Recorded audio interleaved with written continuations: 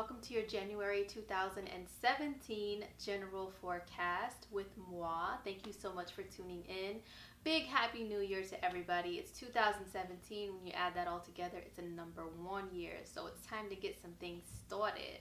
So before we get started on your horoscope, I just wanted to remind you that this is very general for all of the signs that were born under a certain sign, whether by the sun, the moon, or your rising sign. And if you don't know what your rising sign or your moon sign are, then there's a link that I have below to where you can go to a website and find all of that information out. Especially if you have your birth time, then you can know what your rising sign is. But definitely check out your horoscope for all three every single month. The rising sign will be the most accurate, then the sun, then the moon. So check them out. And don't forget, if you would like a personal forecast that is just for you, boo-boo, under your birth time, your birth date, your place of birth, all that stuff, just exactly catered to you, go to my website, which is indigomoonastrology.com, and we can get a reading scheduled, all right? So now on to your general January forecast. Hey, what's up, Scorpio? So here's my wonderful board back again to show you guys what your horoscope is for the month. This time is for the month of January 2017. So Merry New Year, ha ha ha, to my fellow Scorpios. So first of all, the sun is the luminary that highlights areas of life for you. It brings enlightenment. It brings things out to the forefront for you to see them a lot clearer. And for the first 19 days of the month, the sun is in the sign of Capricorn. So for we Scorpios, because I'm Scorpio rising, that's why I say we, Capricorn is our third house. The third house is communication, speech. It's your mind. It is your thought processes and your logic. It's communicating with other people a lot more and staying very busy, mentally active. So a lot of my Scorpios since the end of December can have had a lot of focus here, like having a very active mind, okay, a restless mind, maybe not being able to sleep that well at night most of the times because your mind is just going, whizzing around, thinking about a whole bunch of stuff, lots of ideas coming to the surface. This can also have brought what I've noticed whenever the sun is here, and also Mercury is here too. Mercury's been there since December as well. Whenever this house is highlighted by, the sun or Mercury mainly, I've always noticed that my phone is like just going off with all kinds of alerts a lot more than usual. People want to stop and chat and talk to me, small talk, out of nowhere. That usually happens when there's these planets happening in the third house. So you may be just communicating with people a lot more and maybe feeling like getting out there on social media a lot more, talking to friends, not being as much of a hermit as usual, but definitely a time for a busy and active mind. Now, on the third of the month, Venus, which rules love and relationships and enjoyment of life through the five senses and what we like to do in our free time, she moves into the sign of Pisces. For us Scorpions, this is our fifth house. That is our fifth house of romance and creativity and our children. So, a few things here. So, Venus in the fifth house in general in Pisces, super romantic time, super creative time. If you're a creative Scorpio and you need to work on some creative projects, Venus here in Pisces is going to give you a really big boost in the creativity area. Venus in the fifth house can also bring a lot more romantic feelings towards your partner, or if you're not partnered, romantic feelings towards getting out there and dating and finding yourself one, definitely. Now, Venus will come in a conjunction with the South Node on the 7th of January. So, check this out, Scorpio. So the South Node, you see, to me, this looks like a magnet. And what direction is it pulling? It's pulling down, backwards, okay? Well, it's pulling, back, down, okay? Pulling things back down. And Venus is relationships. So there can be a few things that happen with this. Maybe you meet someone and you feel like you've met your soulmate. You've met this super, you have this karmic connection with somebody, which can be good or bad depending upon you and the situation and the other person. This can be in memory, in your mind, you feel pulled and drawn back towards an old relationship, an old romantic relationship. maybe an old partner tries to contact you. Especially with Mercury being retrograde in your third house, that can definitely happen for some of my Scorpios. I have a Scorpio buddy, and she has already had, an ex contact her, and she's just like, WTF, man, get over it. So that can be happening a little bit more for us, or just maybe feelings of wanting to go back to the past in a relationship. And I don't really recommend that, acting upon that, especially with Mercury retrograde during this time. You can easily change your mind, or so can the person that you are associating yourself with. But this can be also letting go, because the South Node does rule letting go as well. Letting go of some old relationship karma once and for all. Forgetting about that fool, forgetting about that girl. They weren't worth it anyway. I mean, you're not with them anymore. Now, are you? So you just need to finally let it go. So something can come up in that regard. If you do meet someone and you feel like, oh my gosh, this is such a great karmic romantic relationship, be very careful, because the sign of Pisces, in general, it rules deception on a negative side, okay? And also because Venus will also be in a conjunction with, she is having some conversations this month, some heavy ones, with Neptune. Neptune is in the sign of Pisces, which it rules, okay? So this is like double Neptune. So imagine Neptune as being a fog machine, right? And whatever planet comes in contact with Neptune, it just like engulfs it in fog, which makes it confused. It dissolves boundaries between that planet and, other things. And like for you, for example, Venus rules relationships, right?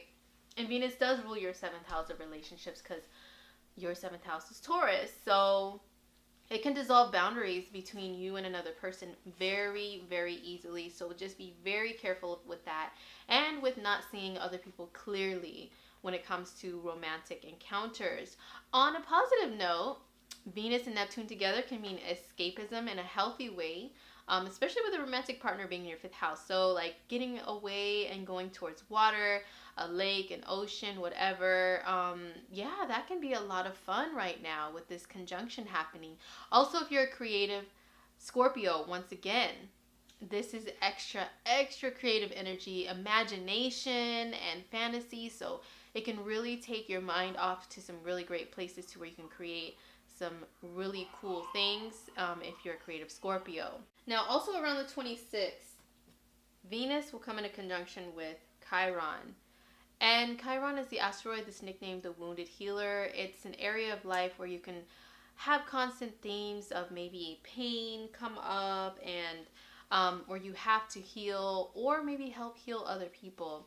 And for Scorpions, this is our 5th house. This is romance and creative stuff, and also like self-esteem is the 5th house. So there could be some self-esteem and self-image issues that we have an opportunity to heal from with this conjunction.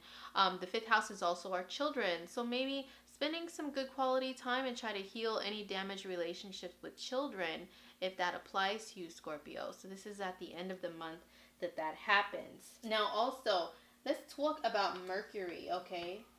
So Mercury, as I mentioned earlier, has been retrograde in the sign of Capricorn the whole month of December and into the first couple days of January. So this is in our 3rd house of communication and of short distance traveling and of writing and speaking and texting and thinking and emailing. And let me tell you, I don't know about you guys, but yeah, number one, my phone, my email, my IM, all that stuff has been blowing up, especially because Mercury is retrograde. That means going back and bringing people back. Mercury rules friends too, so bringing back old friends that just message you out of the blue.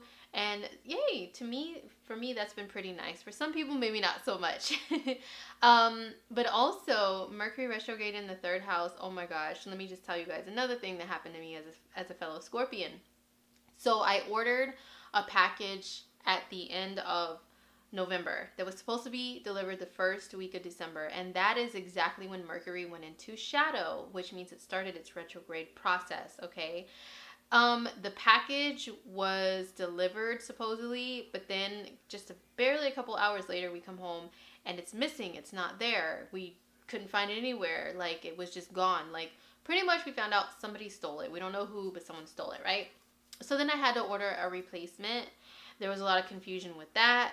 And then once they agreed to ship out the replacement, I had given them an address, an alternate address, and instead they shipped it out to my home address once again. So I had to tell them, no, remember the address I told you to send it to this one. So then they had to return the package back to the sender, then send out another one. And then they sent it to the right address, but they didn't even put my name on, okay, that's a long story. Long story short, Mercury in the third house retrograde, it also rules, things traveling by mail, okay? So we could have had a lot of mishaps, a lot of shenanigans. I remember I sent emails to the wrong people. All kinds of stuff happened, okay? So that's Mercury in the third house in Capricorn. I'm sure you guys have some similar stories. Please feel free to share so we could just laugh at them and learn from them and move on. Now, on the 4th of January, Mercury will move back into Sagittarius, and that's our second house, for just a few days, okay? Well, actually, it'll move there on the 4th. And it's kind of close to Saturn, but kind of not exactly close to Saturn.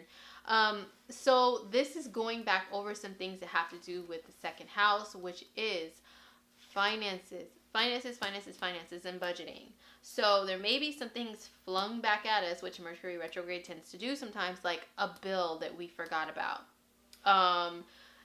May just pop up out of nowhere. And then we have to address it and pay for it. I mean, some old type of financial things can come up to the surface, especially anything that was going on around the end of November, which is the last time that Mercury was in the later degrees of Sagittarius, where it's going to go back to. So then on the 8th, Mercury moves forward. Hallelujah. Then it goes into Capricorn on the 12th. Direct. Finally. Then it is out of its shadow period completely on the 22nd, or around the 22nd. So Mercury in our second and third house this month, mainly the third, huge still focus on communication, on publications, on advertising and marketing is also the third house. So if you're a Scorpio that's creative, you're doing a lot of creative stuff with Venus here in your fifth, this energy of Mercury, especially when it goes direct, and the third house, the sun being in the third house, is going to help you to advertise and market your product, your business, your creative stuff a lot more. So look forward to Mercury going direct and helping you out with that. Now, on the 12th, there's a full moon in the sign of Cancer. So the full moon is when it's kind of like mom and dad, which is moon and sun. They have a heated discussion or an argument, and then they have to come to a decision or a conclusion, and something has to change, something has to break through. So this full moon is actually being positively aspected by Mars, which is in your fifth house, in Pisces, but it's being challenged by a square from Jupiter in your 12th house, a square from Uranus in your 6th house, and an opposition from Pluto in your 3rd house. Woo! It's just being hit, okay, by some big game changer planets, the outer planets. So this is really going to be a full moon that's going to be really changing some things for you. Now, Cancer is 9th house for Scorpio. It's going to be at 22 degrees of Cancer. So what that means is, sun and moon are in opposite signs. So this is your 3rd house of the lower mind and the 9th house of the higher mind, okay? That means furthering your education, taking college level courses, reading really long books that have a lot of deep information, structured information, versus reading like a magazine article and not even reading all of it. That's pretty much how I compare the 3rd and the 9th house. But this is also education and skills, but it's like ones that you learn very quickly. You can get certified very quickly. It's not necessarily like long-term education. But anyway, there's a breaking point here that happens. Maybe some of my Scorpions decide to go back to school, especially with your 5th house activated here. You want to do some creative stuff. Maybe you decide to go back to school, further your education. Maybe you decide to take a trip. Ooh, because you got some romantic stuff going on here. Maybe that makes you want to take a trip with that person. But all in all, the 9th house, it rules travel, it rules publication, and getting your writing published if you are a writer. It also rules traveling. Okay, so you may decide to finally proceed with a trip now that Mercury is coming out of retrograde in your third house of short distance traveling. So those are just a couple of scenarios of what can happen for you, my Scorpions, with this full moon on the 12th. Now, on the 19th, we have the sun moving from Capricorn in our third house, keeping us very busy, being a busybody, being very active, mentally active, into Aquarius. Our fourth house, home, family, relaxation, comfort, being a recluse, hiding in our shells. So we already had Venus pass through here last month and Mars. And I don't know about you guys as Scorpios, but me as a Scorpio, I mainly felt like being at home. I wasn't as active on social media. I kind of just it's the same similar energy to the energy of Cancer. If you have any Cancer friends, I have tons of Cancer friends and family. And how they get is they just want to hide in their shell and just be comfortable and cozy and in their jammies and watching TV, playing some games or something like that, or just spending time with family. That's really what they want to do, So when Aquarius is activated by planets, for Scorpio, that's your time to be kind of Cancer-y, be in your shell, be around your family, around who you're comfortable with, and not necessarily like all kinds of strangers socializing. That's not normally a Scorpio thing anyway, but we're going to be extra, like a little bit more reclusive once the sun moves into Aquarius. So that there can be also a focus on home and family, to where you may want to move. You may have to, fix some things around your house, or you just may notice things around your house a lot more when the sun moves here into Aquarius. And then on the 27th, we have a new moon in the sign of Aquarius. That means the sun and moon come together in the same sign.